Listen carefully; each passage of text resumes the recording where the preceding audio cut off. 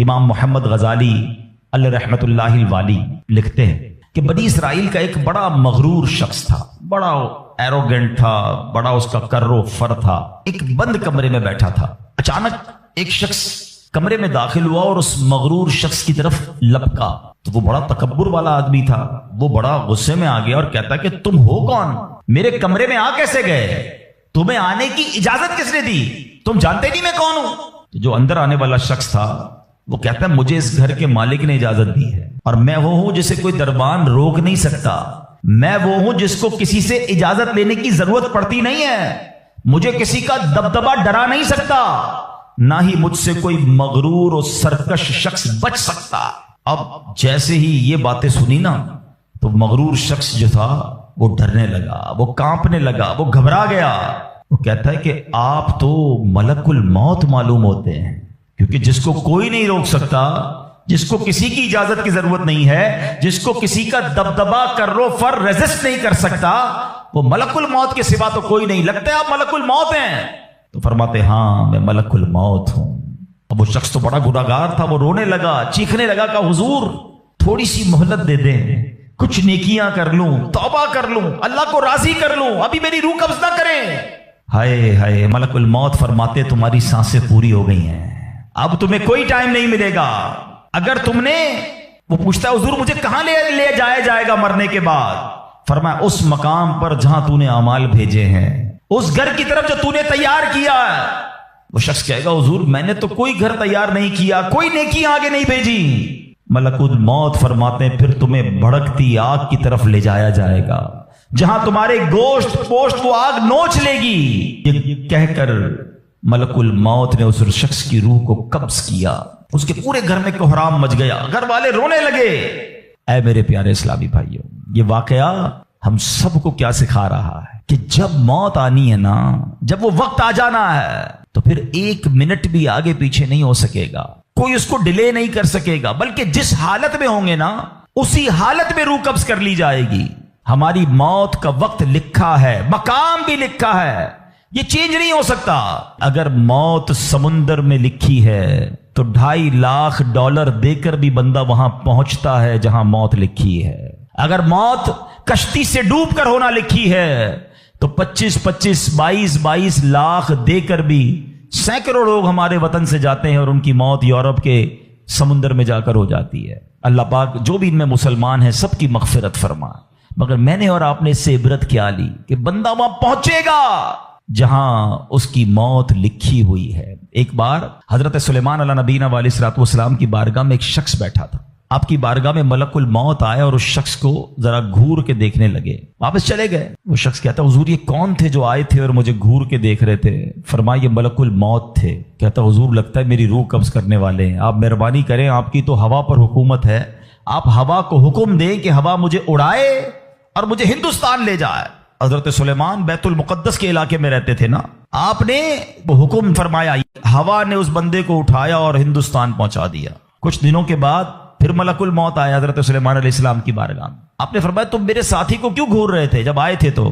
کہ میں حیران تھا کہ میرے پاس یہ لکھا ہوا تھا اللہ کی طرف سے کہ تھوڑی دیر بعد مجھے اس کی روح ہند میں قبض کرنی ہے، اور وہ آپ کے پاس بیٹھا ہوا تھا۔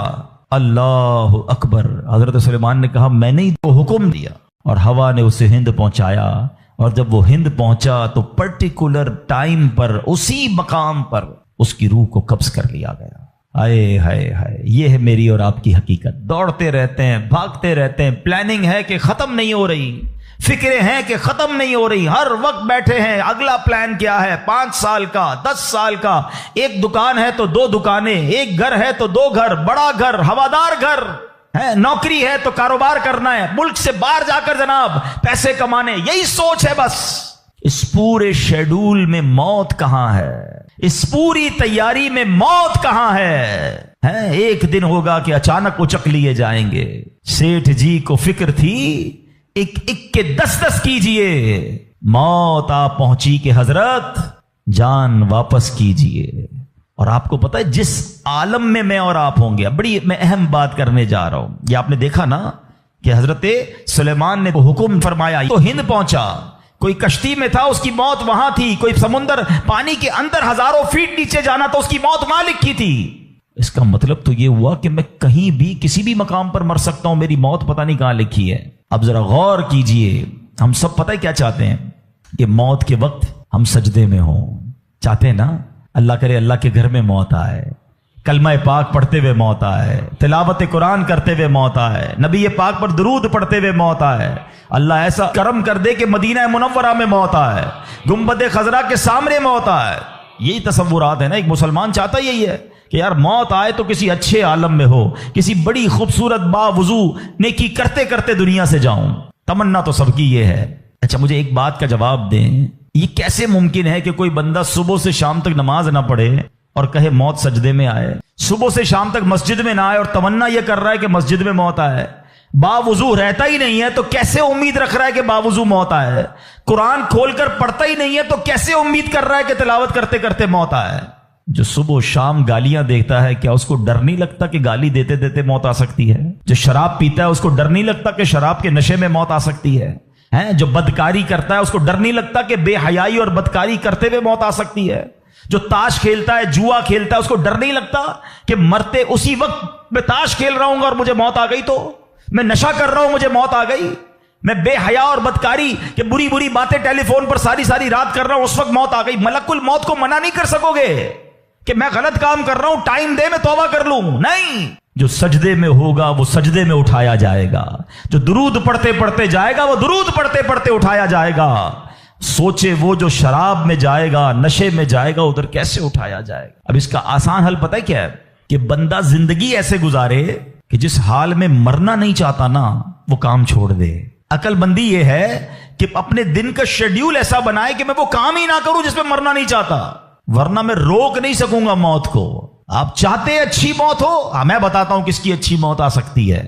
جو ماشاءاللہ 5 ٹائم پابندی سے نماز پڑھتا ہے، جو روزانہ تلاوت قرآن کرتا ہے، جو بار بار تسبیح نکال کر تسبیح بھی پڑھتا ہے، درود بھی پڑھتا ہے، جو دکان پر بھی جاتا ہے تو نماز کا ٹائم ہو تو نماز کے لیے کھڑا ہو جاتا ہے، جو حلال روزی کماتا ہے، جو گناہوں سے اپنے آپ کو بچاتا ہے، ارے اس کی تو 24 گھنٹے میں کبھی بھی موت آنی ہے۔ سبحان اللہ، وہ رات کو سوتا ہے تو باوضو سوتا ہے، اس نیت سے سوتا ہے کہ فجر میں اٹھنا ہے، رات کو بھی جائے گا تو انشاءاللہ شہید کا مرتبہ پائے گا، دن میں کسی وقت موت آئے گی تو کوئی اچھا ہی کام کر رہا ہوگا نا۔ اب آپ سوچ لیں کس عالم میں مرنا ہے۔ اچھا ایک اور دل پر چوٹ کرنے والا جملہ سن لو، کون کون چاہتا ہے مرتے وقت زبان پر کلمہ طیبہ جاری ہو؟ ہائے ہائے، فضیلت پتہ ہے کیسی ہے؟ حدیث پاک میں آتا ہے جس کی زبان پر، حدیث کا مضمون ہے، آخری کلمہ لا الہ الا اللہ ہوگا، دخل الجنہ، وہ جنت میں داخل ہو جائے گا۔ ہم ہر مسلمان چاہتا ہے، ٹھیک ہے؟ آپ سب نے ہاتھ اٹھایا کہ آپ سب چاہتے ہیں مرتے وقت کلمہ پاک زبان پر ہو۔ اب ہاتھ نہیں اٹھانا، آپ سے پوچھ رہا ہوں، اپنے آپ سے ہی پوچھ رہا ہوں، آج پورے دن میں کتنی بار کلمہ پڑھا ہے؟ اس پورے ہفتے میں کتنی بار کلمہ پڑھا ہے؟ عجب کہانی ہے ہماری، یقین کریں عجب کہانی ہے۔ مرتے وقت سب کو کلمہ چاہیے، زندگی میں کلمہ پڑھنے کا ٹائم نہیں ہے۔ اللہ اکبر۔ سکرات کو جانتے ہو کیسا ہوگا؟ زبانیں سخت ہو جائیں گی، بندہ اتنی تکلیف میں ہوگا کہ کوئی لفظ ہی نہیں نکلتا منہ سے۔ ہمارا تو بخار میں لفظ نہیں نکلتا، سکرات کی کیا بات کروں میں؟ جس وقت زبانیں بھاری ہوں گی کلمہ کیسے ادا ہوگا جب تم نے زبان کو عادی نہیں بنایا؟ ہاں، ایک بزرگ کا بڑا پیارا قول میں نے سنا تھا، وہ فرماتے ہیں اپنی زبان کو کلمے کا عادی بناؤ، جس وقت سکرات کا عالم ہوگا زبان بھاری ہوگی اس وقت بھی کلمہ جاری ہو جائے گا۔ مبارک ہونے جو روز کلمہ پاک کم از کم ایک تسبیح تو پڑھ لیا کرے یار۔ 100 بار کلمہ پڑھنے میں دیری کتنی لگتی ہے؟ کلمہ پاک اچھا، افضل الذکر، حدیث پاک میں کہا گیا سب سے بہترین ذکر جو ہے وہ لا الہ الا اللہ ہے۔ کتنا کرتے ہیں ہم؟ سوچے نا، ہم اب اپنے آپ کو کتنا دور رکھے ہوئے ہیں اپنی موت کی تیاری سے، اپنی آخرت کی تیاری سے، اپنی قبر کو روشن کرنے کی تیاری سے۔ نہ کریں میرے پیارے اسلامی بھائیوں ایسا۔ صرف دنیا نہیں ہے، ہم اس دنیا میں آئے ہیں نا، قرآن کہتا ہے، سورہ ملک پڑھتے رہتے ہو نا، قرآن میں رب کیا فرماتا ہے؟ الذی خلق الموت والحیات لیبلوکم ایکم احسن عملا۔ اللہ اکبر۔ اس میں کیا فرمایا رب نے؟ جس نے موت اور زندگی پیدا کی کہ تمہاری جانچ ہو کہ تم میں کس کا کام زیادہ اچھا ہے۔ میں اور آپ جو آئے نا دنیا میں، واٹ از دا ریزن؟ موت اور زندگی کو پیدا کرنے کا مقصد یہ ہے کہ چیک کیا جائے کون اچھے کام کر کے آتا ہے۔ یعنی آسان لفظوں میں ہم سب کو امتحان کے لیے بھیجا گیا ہے۔ ہم اس دنیا میں آئے ہیں، ہمارا ٹیسٹ ہو رہا ہے۔ آپ کہیں یار اتنا بڑا ٹیسٹ؟ ہاں، یہ 50 60 70 سال کا ٹیسٹ ہے۔ اور اس کے بعد جو اچھے اعمال لے کر جائے گا، 3-4 گھنٹے کے امتحان کے بعد ایک کلاس آگے بڑھتے ہو نا، ایک آپ کا درجہ آگے بڑھتا ہے، تھوڑا ٹیسٹ بڑا ہے مگر انعام ایسا ہے کہ جنت میں داخل ہو گئے تو پھر کبھی نکالے نہیں جائیں گے۔ ہاں، قرآن کہتا ہے ہم فیہا خالدون، ہمیشہ ہمیشہ جنت میں رہیں گے۔ اگر جنت میں جانا ہے تو یہ ٹیسٹ پاس کرنا ہے۔ یاد رکھیے، صحابی رسول حضرت طارق محاربی رضی اللہ تعالیٰ فرماتے ہیں، اللہ پاک کے آخری نبی صلی اللہ تعالی علیہ وسلم نے مجھے نصیحت کرتے ہوئے فرمایا، یا طارق استعد للموت قبل الموت، اے طارق مرنے سے پہلے موت کی تیاری کر لو۔ ہاں، یہ نبی پاک نے فرمایا۔ اچھا، میں ایک سوال کرنا چاہتا ہوں، اگر میں آج آپ سے ایک سوال کروں کہ ہم میں سے کسی کو پتا چل جائے کل کا دن آپ کی زندگی کا آخری دن ہے اور کل رات آپ دنیا سے چلے جائیں گے، ایک دن ہے آپ کے پاس، ایک مسلمان اس ایک دن کو کیسے گزارے گا؟ سچ بتائیے، کیا وہ کل دکان پہ جا کے کاروبار کرے گا؟ کیا وہ کل جا کے پیسے ڈبل کرنے کی کوشش کرے گا؟ کیا وہ کل جا کے فرنیچر مارکیٹ میں فرنیچر بنوائے گا؟ یا کل جا کے معاذ اللہ دوستوں کے ساتھ فلم دیکھنے گیا چاہے گا چلو یار آخری دن ہے ذرا موج مزے کر لوں؟ یہ کیا کرے گا؟ اگر عقل مند مسلمان ہوا تو ایک دن ہے تو مسجد میں گزارے گا، تلاوت میں گزارے گا، توبہ میں گزارے گا، ذکر و اذکار میں گزارے گا، ہیں اللہ پاک سے معافی میں گزارے گا، کیونکہ آخری دن ہے۔ یہی کرو گے نا؟ اگر پتا چل جائے، مجھے بتاؤ کیا ہمیں پتا ہے ہمارا آخری دن ہے کہ نہیں ہے؟ ہمیں تو کل کی بات چھوڑے آج رات کا نہیں پتا ہے، تو پھر کیوں تیاری نہیں کر رہے؟ پتا چل جائے تو تیاری کریں گے۔ میں تو پہلے ہی بتا رہا ہوں آپ کو، آپ میں سے کتنے لوگ بیٹھے جن کو پتا ہے کل صبح تک زندہ رہیں گے؟ مجھے بھی نہیں پتا، آپ کو بھی نہیں پتا۔ جب پتہ ہی نہیں ہے تو پھر کیوں تیاری نہیں کر رہے؟ پھر کیوں توبہ نہیں کر رہے؟ پھر کیوں حرام کی طرف ہم جاتے ہیں؟ خدا را یاد رکھیے میرے پیارے اسلامی بھائیوں، قبر میں جا کر اتنا پچھتاوا ہوگا گناہگار کو، بلکہ روایتوں میں آتا ہے پیارے آقا علیہ الصلوۃ والسلام نے فرمایا جس کا مضمون ہے مرنے کے بعد نیک بھی پچھتائے گا، گناہگار بھی پچھتائے گا۔ عرض کی حضور گناہگار پچھتائے گا، یہ تو سمجھ آتا ہے، نیک کیوں پچھتائے گا؟ فرمایا گناہگار تو گناہ کی وجہ سے پچھتائے گا، حدیث کا خلاصہ ہے۔ فرمایا نیک اس لیے پچھتائے گا جب وہ آخرت میں نیکیوں کا اجر دیکھے گا نا، تو وہ کہے گا کاش میں اور نیکیاں کر لیتا، وہ جو فضول ٹائم ضائع کیا تھا اس میں اور اللہ کا ذکر کرتا، اور نوافل پڑھتا، اور عبادت کرتا۔ تو یقین جانیے میرے پیارے اسلامی بھائیوں، یہ زندگی، یہ جو ہماری سانسیں چل رہی ہیں نا، ابھی چانس ہے ہمارے پاس، جتنی نیکیاں کرنی ہے کر لیں۔ جس دن سانس بند ہوئی نا، اس دن عمل نہیں ہوگا، اس دن جزا ملے گی۔ آج دار العمل ہے، today is the time of action and tomorrow is the time of accountability۔ اس دن صرف جزا ہوگی، یا تو آپ کو اللہ نہ کرے گناہوں کی وجہ سے کسی کو سزا ملے گی یا نیکیوں کا اجر ملے گا۔ آج وقت ہے نیکیاں کرنے کا۔ قبر میں اتارے جانے کے بعد کوئی چانس نہیں ہوگا۔ سورہ کوثر، سورہ کوثر کا تعارف، مقام نزول۔ علامہ علی بن محمد خازن رحمت اللہ تعالی علیہ فرماتے ہیں سورہ کوثر جمہور مفسرین کے نزدیک مکیہ ہے اور بعض مفسرین کے نزدیک مدنیہ ہے۔ آیات، کلمات اور حروف کی تعداد، اس صورت میں 1 رکوع، 3 آیتیں، 10 کلمے اور 42 حروف ہیں۔ کوثر نام رکھنے کی وجہ، کوثر سے دنیا اور آخرت کی بے شمار خوبیاں مراد ہیں، اور جنت کی ایک نہر کا نام بھی کوثر ہے۔ اس سورت کی پہلی آیت میں یہ لفظ موجود ہے، اس مناسبت سے اسے سورہ کوثر کہتے ہیں۔ سورہ کوثر کے مضامین، اس سورت کا مرکزی مضمون یہ ہے کہ اس میں اللہ تعالیٰ نے اپنے حبیب صلی اللہ تعالی علیہ وآلہ وسلم کی مدحت بیان فرمائی ہے، اور اس میں یہ مضامین بیان ہوئے ہیں۔ نمبر 1، اس کی پہلی آیت میں اللہ تعالیٰ کے اس فضل و احسان کا بیان ہے جو اس نے اپنے حبیب صلی اللہ تعالی علیہ وسلم پر فرمایا۔ نمبر 2، دوسری آیت میں نبی کریم صلی اللہ تعالی علیہ وسلم سے فرمایا گیا کہ اللہ تعالیٰ کے فضل و احسان کے شکریے میں نماز پڑھتے رہیں اور قربانی کریں۔ نمبر 3، تیسری آیت میں فرمایا گیا کہ جو اللہ تعالیٰ کے حبیب صلی اللہ تعالی علیہ وآلہ وسلم کا دشمن ہے وہی ہر خیر سے محروم ہے۔ سورہ ماعون کے ساتھ مناسبت، سورہ کوثر کی اپنے سے ماقبل سورت ماعون کے ساتھ مناسبت یہ ہے کہ سورہ ماعون میں کافروں اور منافقوں کی جو صفات بیان کی گئیں ان کے مقابلے میں سید المرسلین صلی اللہ تعالی علیہ وآلہ وسلم کے اوصاف سورہ کوثر میں بیان کیے گئے۔ بسم اللہ الرحمن الرحیم۔ ترجمہ، اللہ کے نام سے شروع جو نہایت مہربان رحمت والا ہے۔ اِنَّا أَعْطَيْنَاكَ الْكَوْثَرَ فَصَلِّ لِرَبِّكَ وَانْحَرْ إِنَّ شَانِئَكَ هُوَ الْأَبْتَرُ۔ ترجمہ، اے محبوب، بے شک ہم نے تمہیں بے شمار خوبیاں عطا فرمائیں تو تم اپنے رب کے لیے نماز پڑھو اور قربانی کرو، بے شک تمہارا دشمن ہی ہر بھلائی سے محروم ہے۔ إنا أعطيناك الكوثر، اے محبوب بے شک ہم نے تمہیں بے شمار خوبیاں عطا فرمائیں۔ تفسیر صراط الجنان میں ہے، کوثر کی تفسیر میں مفسرین کے مختلف اقوال ہیں، ان سب اقوال کا خلاصہ یہ ہے کہ اے محبوب بے شک ہم نے تمہیں بے شمار خوبیاں عطا فرمائیں اور کثیر فضائل عنایت کر کے تمہیں تمام مخلوق پر افضل کیا، آپ کو حسن ظاہر بھی دیا، حسن باطن بھی عطا کیا، نسب عالی بھی، نبوت بھی، کتاب بھی، حکمت بھی، علم بھی، شفاعت بھی، حوض کوثر بھی، مقام محمود بھی، امت کی کثرت بھی، دین کے دشمنوں پر غلبہ بھی، فتوحات کی کثرت بھی، اور بے شمار نعمتیں اور فضیلتیں عطا کی جن کی انتہا نہیں۔ آیت إنا أعطيناك الكوثر سے حاصل ہونے والی معلومات، اس سے 5 باتیں معلوم ہوئی۔ نمبر 1، اللہ تعالیٰ نے اپنے حبیب صلی اللہ تعالی علیہ وآلہ وسلم کو کوثر عطا کر دی ہے، کیونکہ یہاں یہ نہیں فرمایا گیا کہ ہم آپ کو کوثر عطا کریں گے، بلکہ یہ فرمایا کہ بے شک ہم نے آپ کو کوثر عطا کر دی۔ نمبر 2، اللہ تعالیٰ کی اپنے حبیب صلی اللہ تعالی علیہ وآلہ وسلم پر یہ عطا ان کے نبی اور رسول ہونے کی وجہ سے نہیں، بلکہ آپ علیہ الصلوۃ والسلام کی ذات کی وجہ سے ہے، جو شان محبوبیت کی صورت ہے، کیونکہ یہاں یہ فرمایا أعطيناك، ہم نے آپ کو عطا فرمائی، یہ نہیں فرمایا کہ اعطینا الرسول یا اعطینا النبی۔